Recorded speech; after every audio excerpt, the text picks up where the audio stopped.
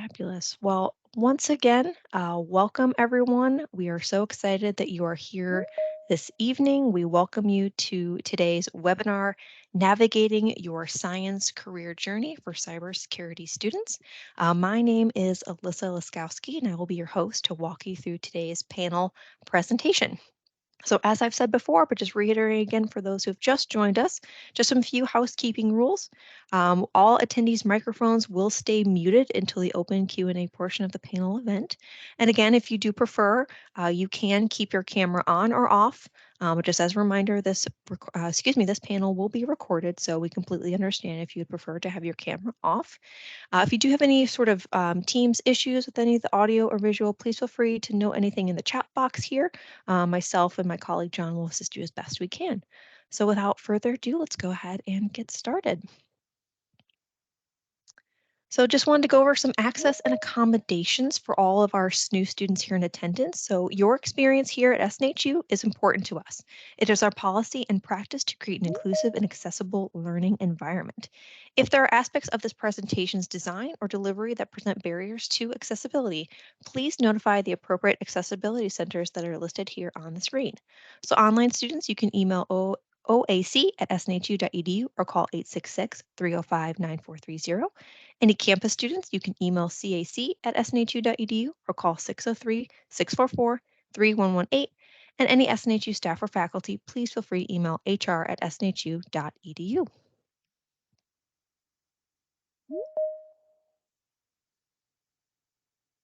So once again, first and foremost, we are so excited that all of you are here this evening, especially our panelists. So welcome to everyone. My name again is Alyssa Skowski, and I work on the SNHU Career Services team here at SNHU. And so my role is to partner with academic faculty and staff to host career webinars like this one this evening. And I would like to take just a moment to allow my co-host John to say hello. And again, if students in the chat, feel free to say hello in the chat box. So John, I'll turn it over to you for a moment. Hi, folks. My name is John Kamick, Senior Associate Dean here at SNHU. I primarily oversee our cybersecurity and IT programs. It's wonderful to have you all here tonight. Wonderful. Thank you, John. And so we'll just do a quick look at our agenda for this evening. So we'll start to introduce you to all of our panelists who have joined us, and then we will go through some pre-guided questions, and then we will open the floor to all of you to ask your own individual questions. At that time, you'll be able to pop your questions directly into the chat box, or we will unmute you for that time being so you can ask your questions aloud. So again, those microphones have been muted, and we will give you microphone access during that open Q&A time, and you can keep your cameras on or off. This webinar will be recorded, as I mentioned, so again, understand if you would like to be off camera. And with that being said, students are not required to take any notes, but of course you are welcome to do so. All of those who are in attendance this evening will receive a follow-up email with all the links to the resources discussed today, as well as a link to this recording. We do want to ensure that all of those who are in attendance do get the emailed resources. So we want to make sure that everyone here has actually officially registered for this webinar if you haven't already. And you can register online through My SNHU. So I'll be popping that link here into the chat box in just a moment. So again, if you have not officially registered for this event, we do encourage you that you do so that you are able to get the links and the links to the recording following this event. So without further ado, I would love to ask our panelists to quickly say hello and introduce themselves. So panelists, if you wouldn't mind, if you could share briefly your current role, your experience and background, that would be fabulous. And you're also encouraged to add your LinkedIn profiles into the chat. So Gina, if you wouldn't mind going first, that would be great. Hi, everyone. I'm Gina Cramer. Again, from Levittown, PA, and I currently work for the Bank of New York Mellon. Graduate of SNHU in cybersecurity, November 2020. I actually landed my job just before the pandemic, so I started in February of 2020 and was commuting to New York City daily for about 5 weeks before the pandemic shut us down, and then we went completely remote. I am a lead a cybersecurity analyst at the bank, working in application security under the information security division title. Happy to be here, and I've got, if you're seeing that was my dog, Callie. She likes to jump on my lap when I work and sit at my desk. Perfect. Thanks, Gina, so much. Stephen, how about you go next? Yeah, sure. Hey, everyone. Thank you, Alyssa and John. I am a senior systems and cybersecurity engineer at Arcane Technologies. We are a managed service provider in the Central Virginia area, geared towards small to medium sized businesses. I have a little over 15 years of experience in the space. Began my IT career as a sysadmin and eventually worked my way up to roles in network and systems engineering. In 2019, I decided to take the plunge to enroll in SNHU in the bachelor's program. I liked it enough that I eventually moved into the cybersecurity master's program and did a concentration in IT management, which I wrapped up in October of this year. Throughout my journey, I sort of applied some of the skills I was learning in the program to my current position, which at the time was a systems engineer as well. I just didn't have a senior title. And I just kind of moved up to help my company better position itself for the evolving security and compliance needs in our industry. So last year, my company gave me the opportunity to sort of spearhead the design of a new security package that we're offering to our existing managed clients. Since then, that's been my primary focus, basically expanding these services, making them more affordable and accessible for small to medium-sized businesses who generally lack the resources or are still trying to mature their cybersecurity practices. We are also still a relatively small team ourselves, so also wear a lot of hats at my company and spend a lot of time trying to improve our own security and risk management strategy. Wonderful. Thank you, Stephen. Yeah, so sure. excited you're here. And with that, I'll turn over to Bill. Why don't we have you go next? Hey, everyone. I'm Bill Boyles. I am an associate security operations engineer at a software company here in Alabama called Daxco. We do member management solutions. So if you've ever joined a gym or a YMCA or something like that, there's a good chance that you've interacted with our software without realizing it. I got my bachelor's degree in computer science from SNHU. I graduated in 2021.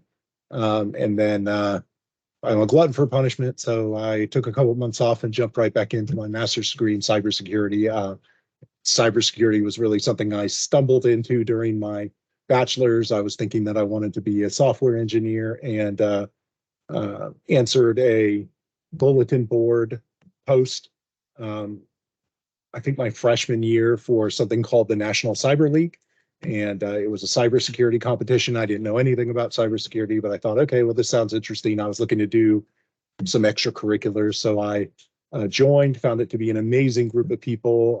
It turns out to be like an intercollegiate competition where you compete to like solve essentially puzzles with other people from across the country. And I really had fun. So I kept doing it. And, I did it for my whole time in my undergrad. And then I came back, kept doing it during my master's. It's actually the reason I got my position at Daxco. Originally, I started as a customer service representative, and I had my hacking competition on my resume, and they thought it was so interesting that they just had to ask me questions about it. So they called me in for an interview. That's how I ended up getting my job. So really grateful for that. And we could probably get into more about the Cyber League and stuff, because I'll just say Gina and Stephen and I all know each other from that team here at SNHU, and SNHU actually has a pretty good ranking nationally, pretty good reputation for that competition. So I'm happy to be here, happy to see y'all. Thanks, Bill. Thank you for that special shout out for the NCL, because I myself am a huge fan, have been a part of it myself as well here at SNHU. We promote it constantly. I think there were even a few folks in the chat who said they participated in the past. So thanks for bringing that back up. And I agree with you. I think we'll get into that shortly. So thank you all so much for introducing yourselves. We'll go ahead and move on to our additional panelists that were here this evening. So I'll go ahead and I believe Fred, I'll go ahead and pick on you because I wasn't sure if Elea would be joining us this evening, but I'll pick on you, Fred. All right, roger that. Good evening, good afternoon to everyone. Fred Barbosa, I'm the Director of Security and Compliance for Avint LLC. It's a small cybersecurity firm in the Northern Virginia, DC area. We work mostly in the cyberspace, securing government assets, so in the GovCon space. Woman-owned disabled veteran organization, very fast growing, and the opportunities that I've been allotted, I've been able to provide expertise and guidance from my long career. I started at a help desk, then hands-on with PCs and servers, eventually to architecture, vulnerability, and solutions. So eventually now I get to share some of that knowledge and experience and provide guidance to some of those who are coming after us. Very happy to be here today, and I'm looking forward to a very spirited discussion. Thank you. Awesome. Thank you, Fred. And Madison, I will turn it over to you next. Hi, everyone. I'm Madison. I also work with Fred at our business operations team. So I oversee recruiting and finance, contracts, HR, a little bit of everything. But I'm excited to talk to you all about how we do recruiting and cybersecurity and how it's changed from the first day I was here to now. So I look forward to talking with all of you. And I also have Elea here from Avint as well. Hi, everybody. My name is Elea. I work with Fred and Madison at Avint. I'm part of the business operations team as well. Have been with Avint for about a year. And I went to VCU, did criminal justice and Spanish. So not exactly where I thought I would end up. But I guess that's the fun of the path and the trajectory, is you never know where you'll end up. So I'm honored to be here with you guys tonight. Thank you all. We are absolutely thrilled that all three of you could be here this evening to represent your organization. So without further ado, I'm going to go ahead and actually stop sharing my screen, because we're going to go ahead and jump right into the panel question portion of our evening. So just as a quick reminder for our panelists as well, so I'll just go ahead and pose the question to the group. I will go ahead and randomly select one of you to just kind of kick us off. And then at that point, feel free, anyone at that point can just kind of jump in and chime in if you'd like to answer the question. And those for, again, in the audience, all of you will, I promise, have a chance to ask your specific questions as we get closer to the open Q&A portion of this evening. In the interim, you can put some of your questions into the chat box, but again, we'll just hold off on asking those aloud or reading those aloud for you until that open Q&A portion. So with that, I'm going to go ahead, and this question is going to be a little bit more geared towards our alumni in the room this evening, but just wanted to kind of pick your brains on what were some of the tips, tricks, or strategies that you utilized after graduating from SNHU to land the current position that you're in. And so I'll go ahead and pick on Gina, if that's okay for you to kick us off on this one. Sure, absolutely. So I was in a little bit of a different position where I was afforded the ability through SNHU to attend both the WESIS and the TAPIA conferences. And so while I was still in school, I attended TAPIA and met with my current employer at the job fair, the recruiters that they had sent. So that led me to getting the job that I have, and I actually began my job before I graduated from SNHU. So my path was slightly different, that I didn't have to wait for graduation and my degree. I did, when I was hired, it was, there's many different names for it. My company's changed it a couple of times, but it's basically the grad developer program. But I was selected to do a cybersecurity track. I was in with most of the developers, so a lot of the beginning stuff that we did the first couple weeks was a little over my head as far as coding and programming, and didn't really apply to what exactly I ended up the team I got placed with.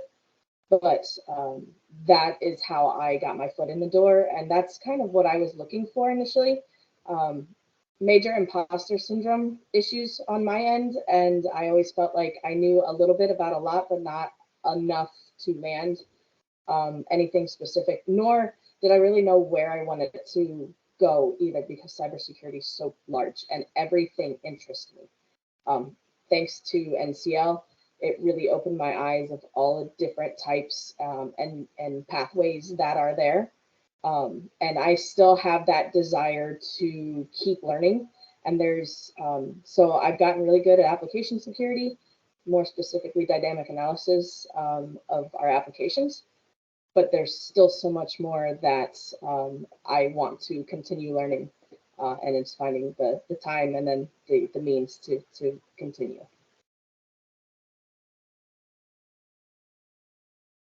Thank you, Gina. Either Bill or Stephen, any other final thoughts you'd like to add on kind of what led you to the career path after you graduated from SNHU? I do have one thing, and I know I said I got my job as a customer service representative at my company.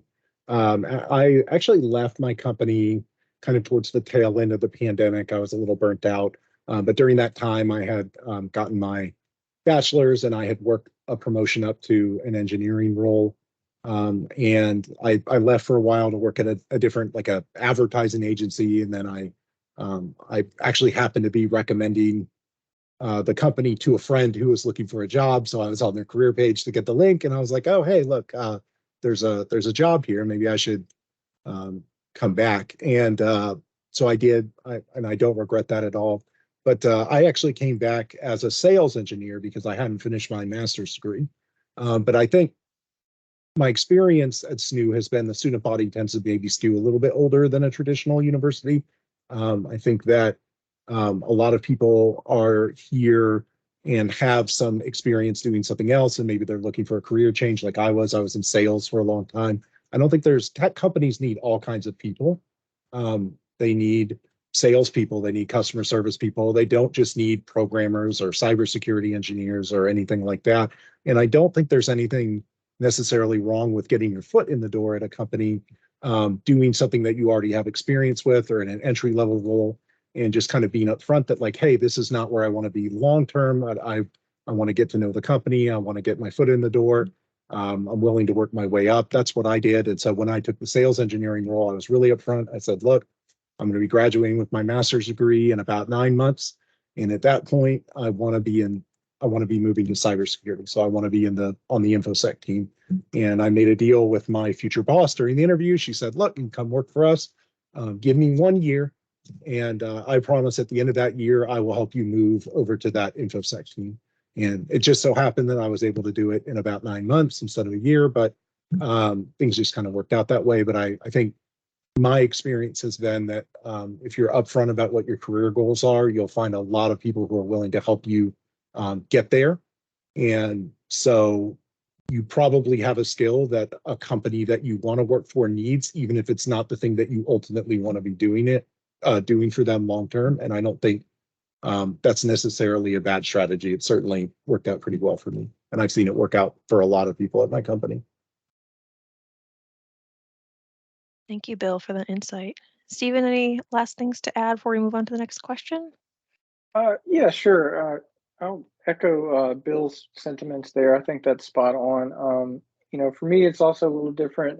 I'm with a smaller company, so there's not a lot of room to grow upwards. So there's a little bit of a ceiling there. So for me, I was starting to feel a little bit stagnant. I had learned just about everything I could learn in my current IT role or in my previous IT role. And I was just kind of looking for, something new, some growth there. Really liked cybersecurity as a personal hobby or interest.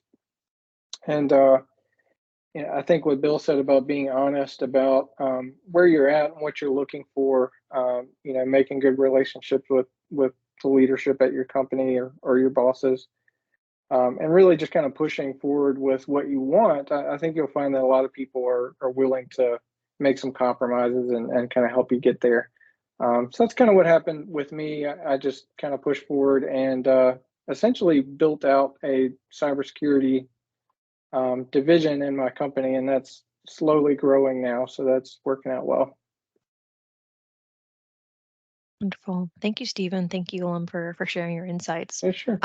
My next question is a little bit more kind of really open to all, but just speaking generally when it comes to levels of experience.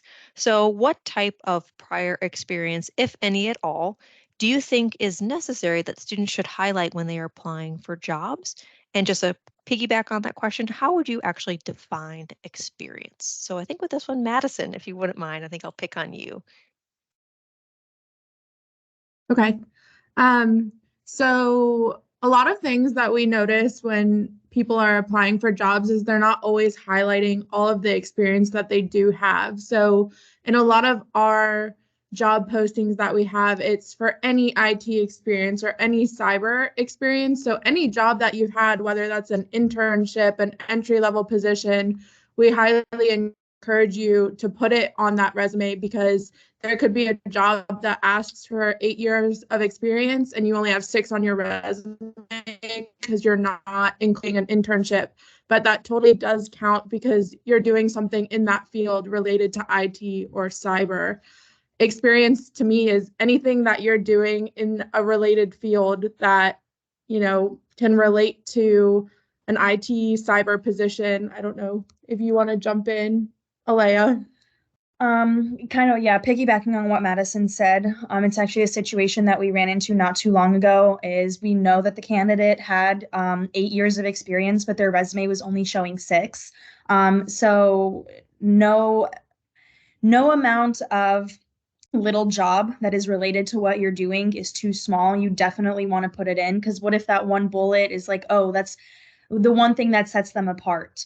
And in terms of experience, this is kind of something I struggled with when I was entering the job, is entry level. What is entry level? Because it could be entry level, but you want 3 years of experience. So that's not entry level.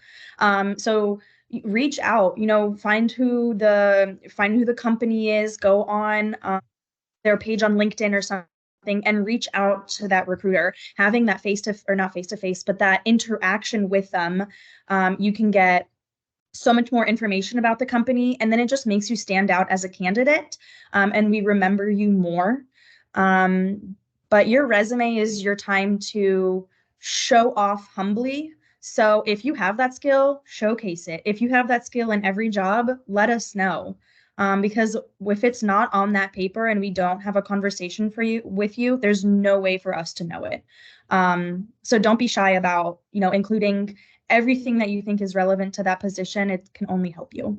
Even volunteer work. We see people put volunteer work on their resume that they do. Like Elea said, this is your time to shine. Everything you've done, whether it starts in high school or beyond, include it. It can only help you when you're searching for a career. If you've done military experience as well, include it, and include what you did.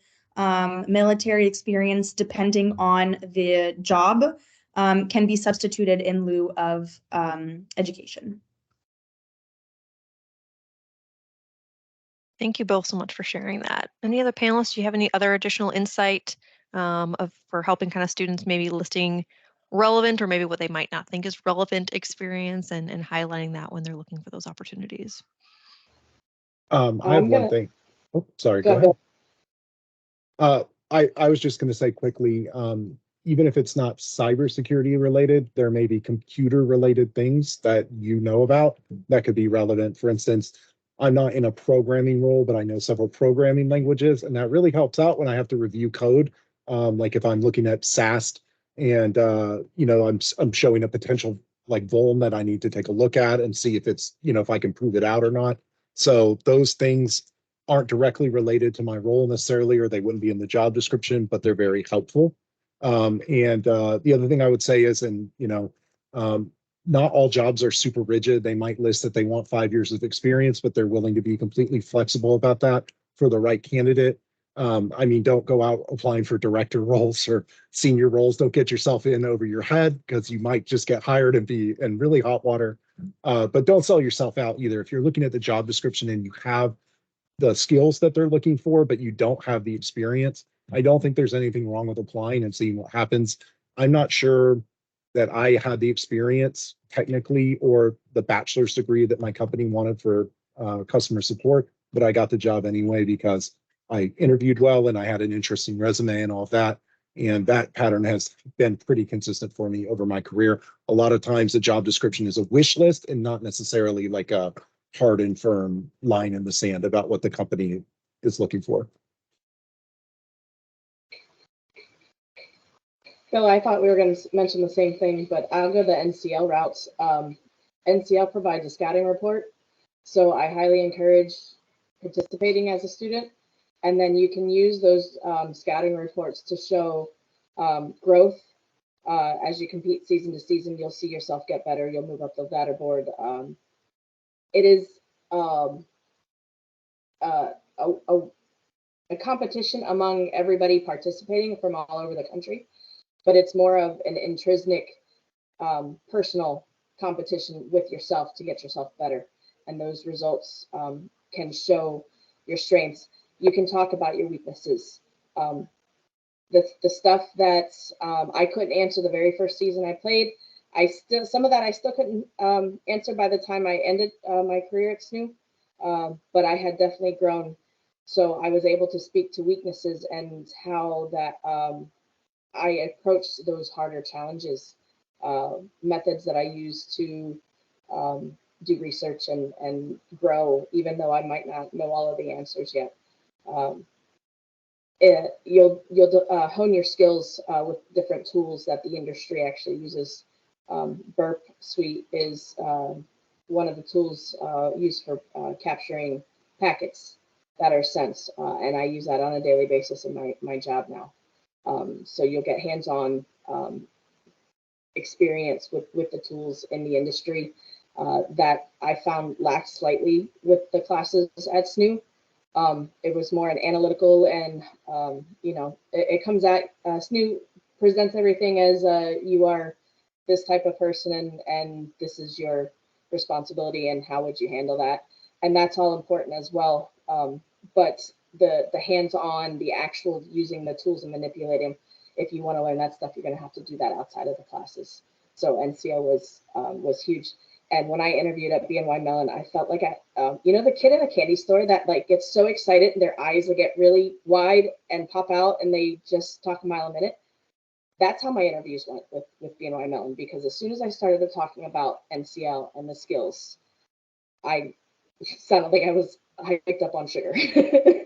But that's how excited I was to get into the field and start my career in cybersecurity. And all of that exuberance kind of just leapt out and made an impression upon anybody that I had the interview with, even though they were even over the phone and not in person. So get out there and give NCL a shot. Thank you, Gina. Any other final thoughts on that question before we move on to the next? All right. So my next question is a little more related to kind of the cybersecurity field itself. So in your opinion, what is trending in the world of cybersecurity jobs? Any changes or challenges related to remote work or hybrid work?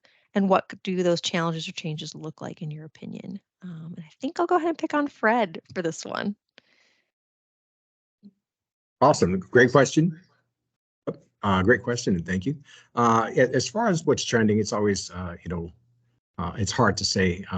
Things change very quickly, but one of the big things, of course, that's trending in the cyberspace right now is AI. And I think that the ability to understand and have programming capability is going to be is a huge plus. We want to make sure that we have the capability here at home to do what's required to build the infrastructure. I usually approach things from a government and cyber perspective. So, it's very important to be able to have these skills and this expertise, in-house, if you will, to be able to provide these solutions.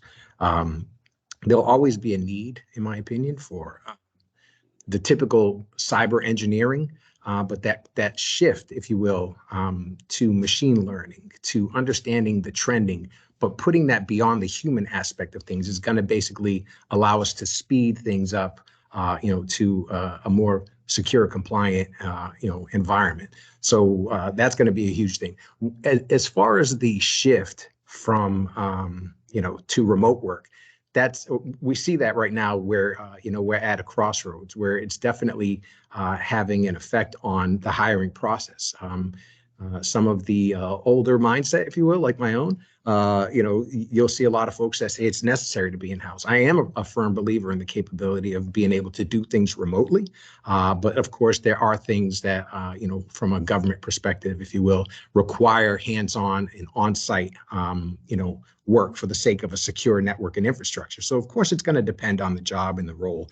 One thing I recall talking to a friend about some years ago, this friend lived in Kentucky, and he was talking about trying to find remote work. And I had to kind of remind him, well, broaden your search beyond Kentucky because you're looking for remote work. So it does open you up to, more of a bigger playing field, if you will, for opportunities and things of that nature. And if I could just add for that, I'm seeing a lot of commentary going back and forth with folks wondering how to break in, how to get started. Just be confident, get in there, understand your strengths, submit your resume, take the feedback, invest that time in yourself, get a certification, dive into the work, and really give yourself the opportunity. Don't let fear hold you back. And I'll stop there. Wonderful. Thank you, Fred. Feel free, anyone else who'd like to answer the question, feel free to chime in. What are some of the things you're noticing trending in the world of cybersecurity? I'll just chime in from a non-governmental perspective. My company was already pretty remote work friendly before the pandemic. And when the pandemic hit, obviously they closed their offices, and about halfway into it, they just threw their hands up and went whatever and sold off half their office space and, just said, basically everybody worked from home. So there's certainly remote work positions available out there. That said, remote work can have challenges, and I think you need to set yourself up for success if you're going to do that. Have a dedicated workspace. Make sure the people in your life understand that, like, when you're working, you need to be working, and also make sure that when you're not working, you're not working. My laptop is right next to my, my office is kind of in a corner of my house because I have 18 million kids, but we ran out of bedrooms to put an office in. But so it works right there, right? My Slack is dinging at me. My email's dinging at me. It's 6:30. I'm at dinner with my kids, and it's very easy to just kind of not be present. And I think setting those firm boundaries are there. So if you know that that's not you, that's okay. It's not for everybody. My dad is an attorney. He can't work from home. He just can't do it. He tried it. He hated it during the pandemic. And he went back to being in the office. So if it's not you, understand that going in and kind of be aware of what the challenges are going to be for remote work, but definitely be aware that there are a lot of remote work opportunities out there, depending on the field. So like the kind of company that you're working for, because cybersecurity is one of those things that kind of every industry needs cybersecurity at this point because everybody's online. And so you might be in healthcare, you might work for the government, you might be at a pure like software company, or you might work for like a grocery store or something like that, and just kind of broaden your horizons there. And I think you could find some remote work if that's what you're looking for. Thank you, Bill. Any other final thoughts on that question before we move on to the next? Alrighty. So we'll go ahead and move to the next question. So for students who might be interested in networking with professionals in the field, what advice would you give? How could they go about making more connections? I know we've mentioned NCL a lot, which is fabulous. So outside of NCL, what would be some tips and tricks and advice you would recommend? I think, Stephen, I'm going to pick on you for this one. Yeah, sure. You stole NCL from me because I was definitely going to mention that. But I will say just generally taking advantage of any of the opportunities that are out there at different companies, major organizations like SANS, Even within SNHU, there's lots of webinars and workshops and just an endless amount of events that you can attend, usually for free, and meet a lot of really cool people. And honestly, that's one of the things I regret the most, is taking as much time as I did when I was just getting started with SNHU to kind of dive into those communities. I think it's one of the best things you can do.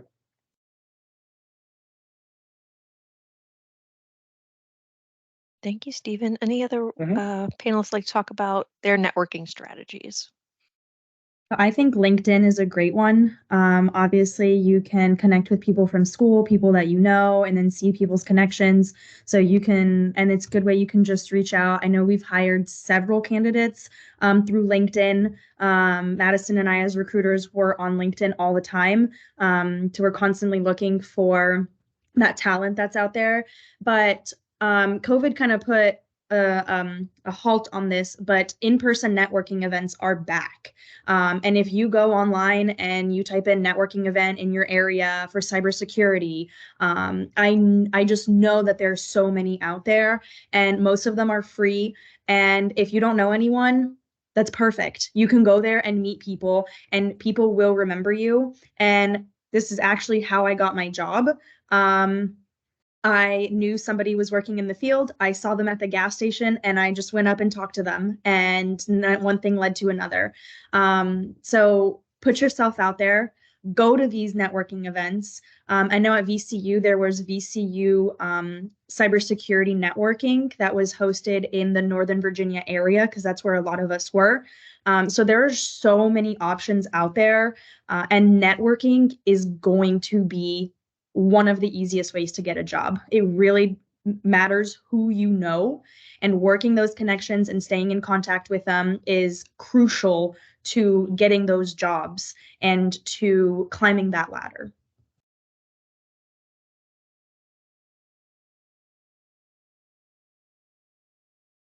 I'll just second the networking events.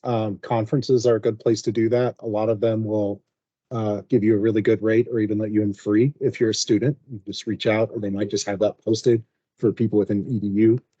Everyone thinks about like DEF CON and Black Hat, but those are not really what I would recommend.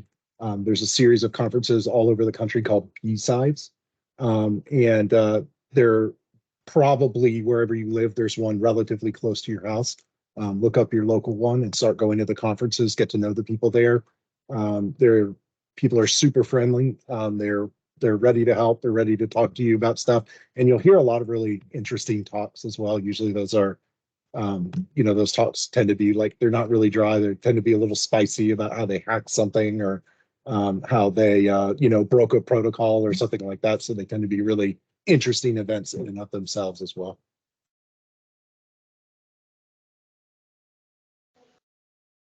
And I'll add, don't be scared to even reach out to people within your own organization currently. I actually just did this the other day with the adversary hunt team.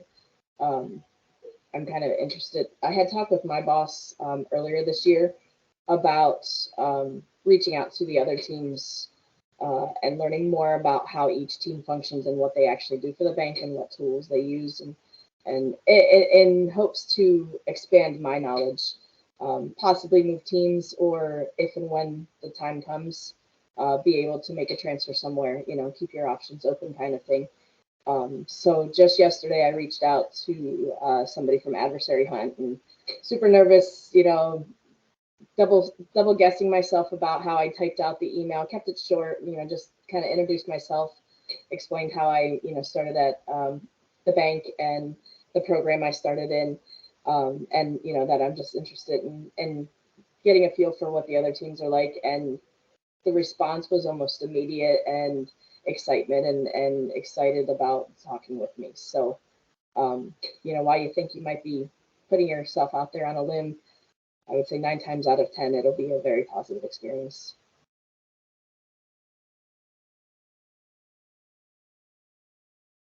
Thank you, everyone, for sharing your insight.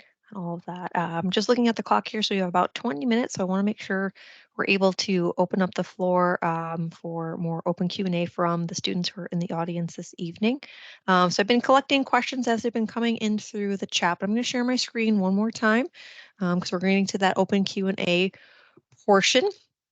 So for those, again, attendees in the audience, you are welcome to add your questions directly into the chat box, and I'll go ahead and read them aloud for you. But if you would prefer to ask your questions aloud on your own, simply just go ahead and click on the raise your hand option here. You can kind of see what that looks like on the screen. We'll go ahead and find all those folks and we'll unmute you so you can ask your question aloud. But again, I do have kind of a rolling list here that I've been collecting that have just been coming through kind of in order. And so we're going to change it up a little bit for our panelists. I'm going to just go ahead and ask the question and feel free just to unmute yourselves and ask aloud. So we'll do this a little bit more popcorn kind of style, just because these questions kind of can be for any and all. So the first question that had popped into the chat, a student was curious, what certifications will help me stand out as a candidate? So again, panelists, feel free to unmute yourselves and just popcorn question this one. In the government space, CISSP is still king. That's a big government requirement.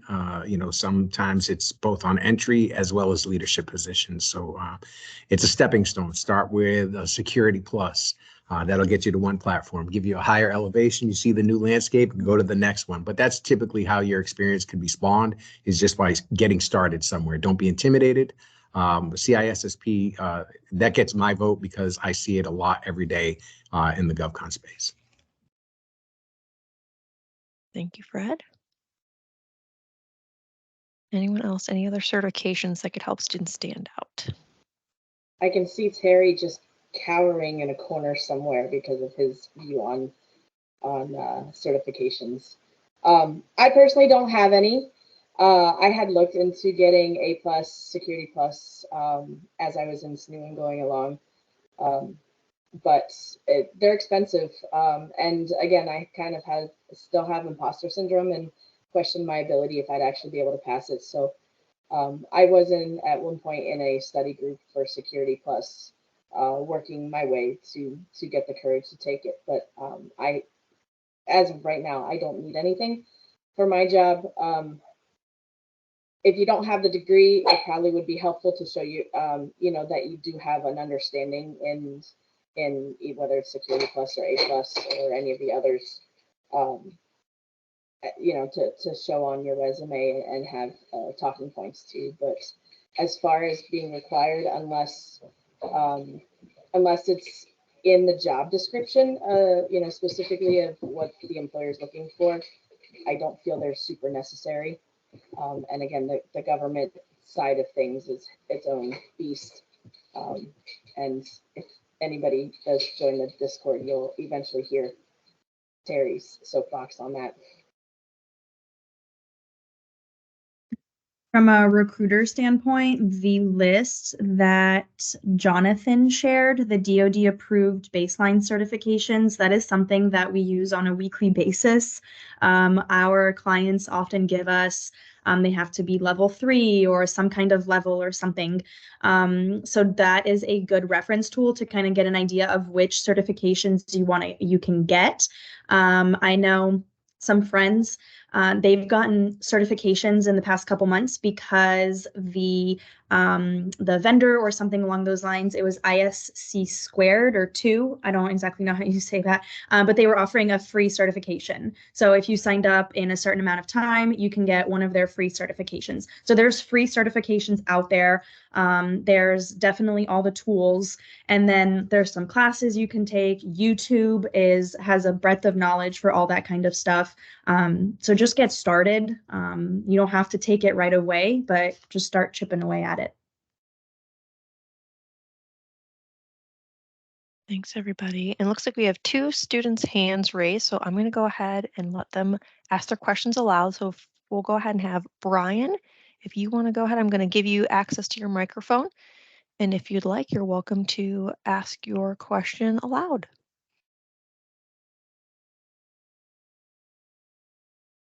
You should be able to turn your microphone on. If it's giving you issues, feel free to put your question into the chat box, but you do have access to a microphone at this point.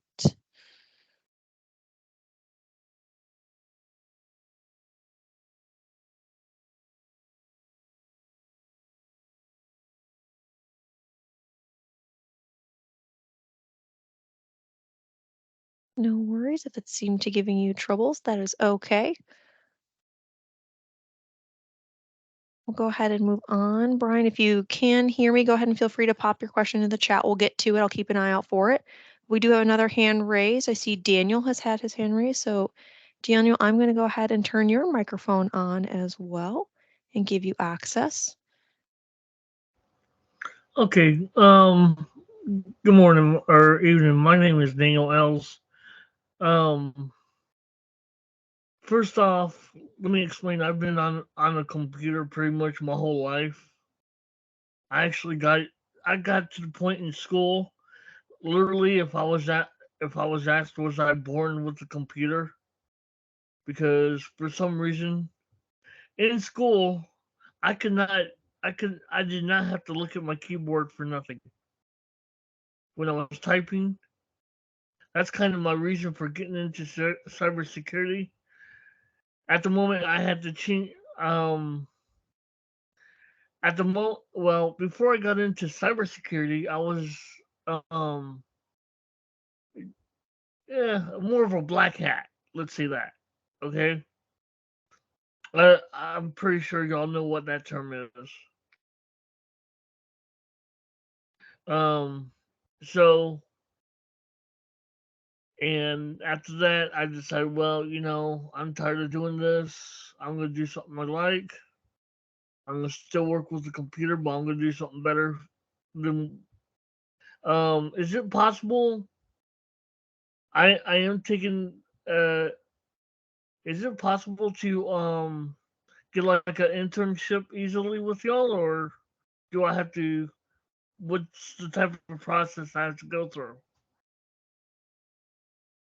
Thank you, Daniel. So it sounds like this might be for Madison or Fred looking for internship opportunities or advice for students who might be looking for internships. Thank you, Daniel. I think Fred, Madison, you guys are viewed. There you go. So internships,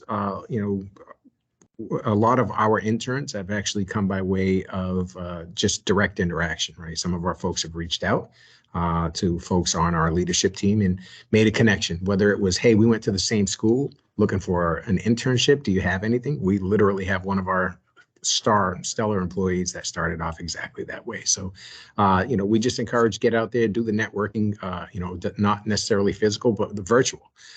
Some firms will post their intern openings as well as their job openings. So that's always something to look at, to look out for as well. So like any other opportunity, it's just got to be, given the time to the pursuit and, the diligence and persistence, to find what it is that suits your needs and requirements.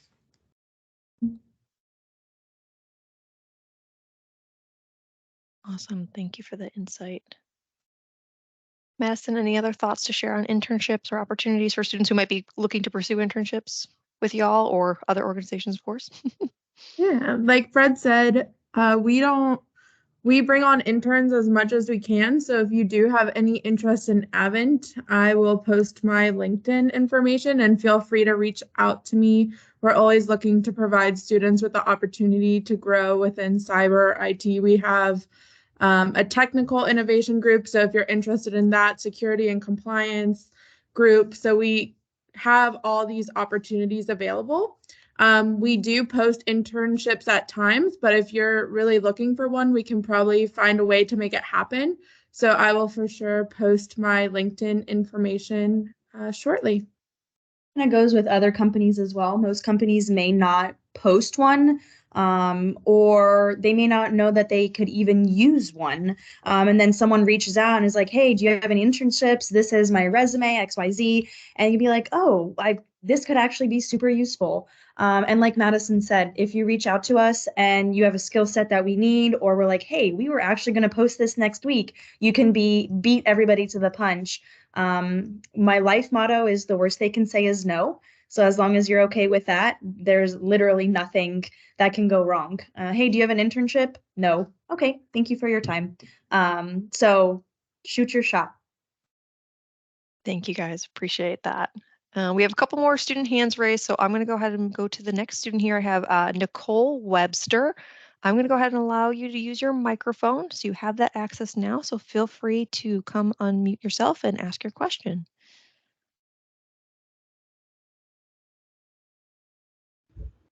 Okay, can you hear me? We can. Okay.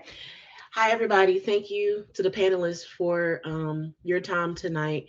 My question is, I was putting some stuff in the chat about transferable skills, but I don't know if anyone saw it, so I really wanted that question answered. I recently had my first interview last week for an IT role at SNHU, and I went into it as a person that does not have the physical experience, but I do have transferable skills that where I was like, I was able to sit down and look at my resume and look at all my experience, and I came up with how I could transfer those skills to the role I was applying for. I wanted to know if that's a good idea. I actually am waiting to hear back. And for Madison and Elea, I had a question from a recruiter standpoint. So is it okay if you're communicating with a candidate who applied for a position, they made it to the next round, they've interviewed with the team. When it comes to following up with, to express your interest, is it the only point of contact I have is the recruiter? So would I then go back to the recruiter and say, thank you for your time? I kind of feel like seeking out someone specific is kind of like borderline stalking, and I don't like to do that. But I'm just someone who doesn't have I'm getting my master's in cybersecurity right now. I think I graduate in 2025. And what I'm trying to do is find an internship now, so I can have those skills under my belt. Sorry. No, Thank you, Nicole. absolutely. We love when people follow up with us. It also makes a candidate really stand out because it shows that you, one, care and you have a lot of interest in our company and the position. So usually how we do it is you pretty much will have our contact information in the beginning as the recruiters. So if you send us an email thanking us, we usually will forward that on to the hiring manager for that position that you interviewed with. And then we see other candidates that take the team's invite that they have and they respond all with their thank you message as well. But I really feel like they make you stand out as a candidate because it shows that you care and have high interest in the position. And it really helps us remember you because we're like, wow, that person, took the time to follow up with us, and it's appreciated all around. Yep. I don't really have anything else to add we really appreciate you. And it shows that you care because you took the time to, it doesn't have to be a novel. It can be a short, sweet little paragraph, not even a couple sentences. But it shows that you care, that you're interested. And then we remember you. We're like, oh, that's the candidate that emailed us a thank you. It's nice. We appreciate it.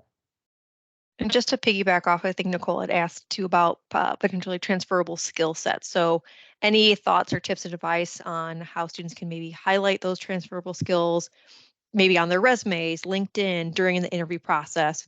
What does that look like, and what tips and advice? And this is, again, open to all panelists, how students can really highlight their transferable skills when they're looking to break into the industry. So I can speak a little to this. I have been working in what I call the big girl job for a little over a year now. And before that, I was in retail. So I worked at Bath and Body Works, which was, anyways, besides the point, you have a lot of transferable skills. You just have to know how to apply those. So this is the biggest interview tip I can give is research the company. So you know what the company is about, what they do. If sometimes I'm like, hey, what are our core values? They're on our website. It takes 5 seconds to look. Some people don't know. They didn't take the time to look at us. There were just another number that they're applying to. That's not what we're looking for. And then look at the job description. Look at what they're asking for and how did you do that, but in your own way.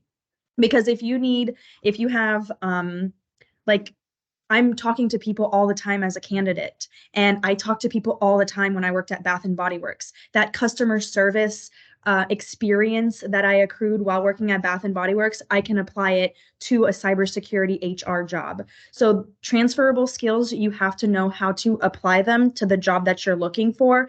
And please tailor your resume to the position that you want, because it will only help your chances.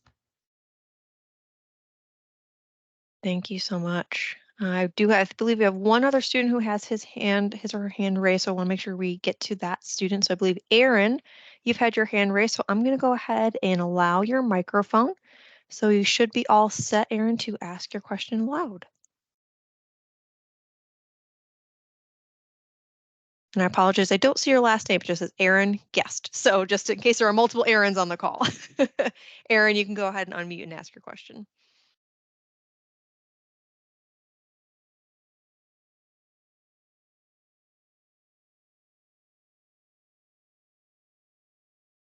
If not, Aaron, no worries. You're welcome to add your question into the chat box.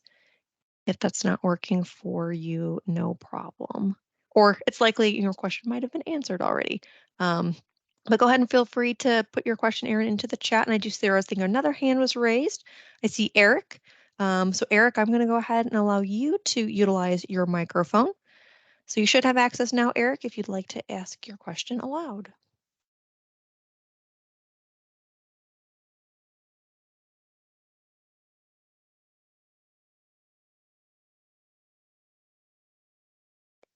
Eric, looks like you're still muted. I can't see you. I see you with your hand raised, and I just gave you access for your microphone. So feel free to turn that on. You should see a little microphone icon at the top of your screen here. If it's not working for you, Eric, no worries. Apologize. You're welcome to add your question specifically into the chat. And it looks like, how would you recommend combating imposter syndrome? Great question, Eric. How would you recommend battling imposter syndrome? So feel free, anyone who would like to take that on, go for it. Thank you, Eric. Great Imposter question. syndrome. That's an interesting one, because you're always going to have somebody who has a level of knowledge. Sometimes too much knowledge is a bad thing. Sometimes too little is a worse thing.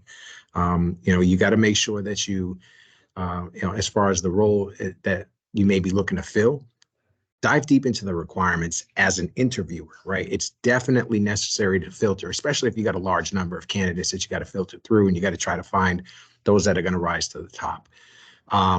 A lot of folks do have a mindset of, if I touched it, then that's experience and I'm going to put it on my resume. But you may get called on that. So just tread cautiously. You don't want to put yourself out into the arena of candidates that are looked upon negatively. So look at it as an opportunity to bolster your capabilities, but don't sabotage your own opportunities or future opportunities by aligning yourself to something that's just not what you are. You may have heard the old public speaking trick about imagining the whole audience is in their underwear. Kind of like that. I try to keep in mind that probably everybody around me is feeling it too, to some extent. It's possible that some of the people I work with, sometimes they'll say something that'll just like give me imposter syndrome. Oh my God, I'm nowhere near as good at this as they are, but probably sometimes I say something that makes them feel the exact same way. We're all on our journey, so just try to have a realistic understanding of your skills, and I tend to try to have a negative assessment of myself.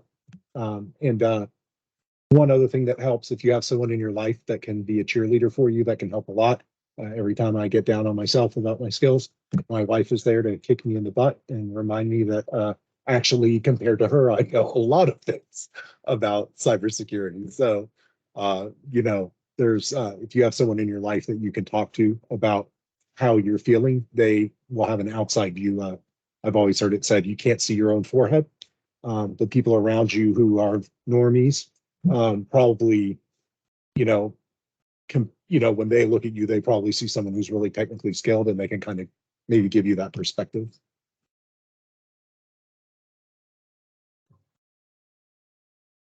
One thing I want to say too is you got that job for a reason. So if you're hired and you got the position, you were not the only candidate, probably. You were picked amongst a slew of candidates. So you got that job because you earned it. So take pride in that and know that you were picked because they saw something in you. So it's your time to shine. Thanks, everyone. And I know we're right at time, but this question has come up several times in the chat, so I want to address it really quickly, and then we'll close up. But a lot of students have asked the question related to software or program languages that you all would like to see on an applicant's resume. So what would be some of those, maybe those top software programs or languages that you'd be looking for a student who might be applying for a cybersecurity position?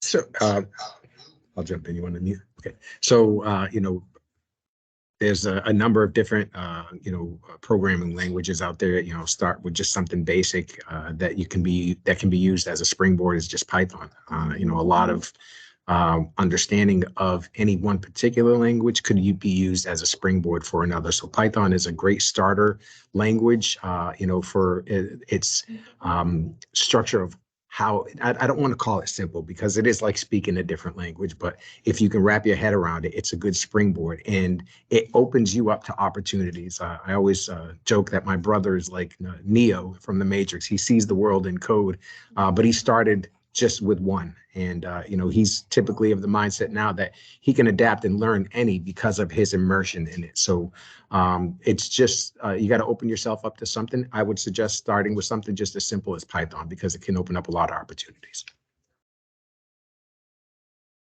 Thank you, Fred. Really appreciate that insight. And with that, we have concluded our webinar and our panel presentation this evening. So first and foremost, big round of applause and huge thank you to all of our panelists who took the time to be here this evening with all of us. We greatly appreciate your time, your insight, and your advice. So thank you so much for being here. Please, again, if you're open to the idea of adding your LinkedIn into the chat box so students can ping you and stay in contact with you. We encourage all of our attendees to do so. As a great way to talk about that networking that we had mentioned. Additionally, I'll do a plug-in here for the SNHU Career Services team. So a lot of you students who are in the audience had lots of career-related questions. The biggest takeaway I would say is that you are not alone in this process and you do not have to navigate this journey alone. We have an entire team of SNHU career advisors who are here to support you as you navigate your own unique career journey. So please do not hesitate to contact us anytime throughout your academic program. We are not just here solely after your graduation. We are here for you now. So please feel free to email our team or give us a call, and we can help you kind of as you start to explore what career passions lie ahead for you. So with that, thank you all so much. Again, all of the attendees, you will receive an email to your SNHU email address with all the links and the resources that were mentioned this evening, as well as a link to the recording. So keep an eye out on that in the next few days.